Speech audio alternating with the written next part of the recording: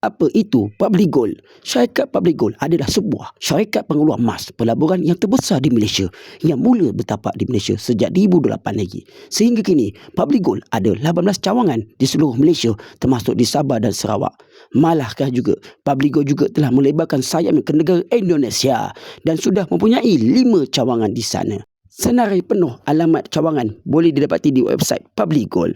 Dengan cawangan sebanyak ini menunjukkan bahawa Public Gold adalah syarikat emas yang kukuh dan jenama yang sangat boleh dipercayai untuk tujuan simpanan dan pelaburan emas.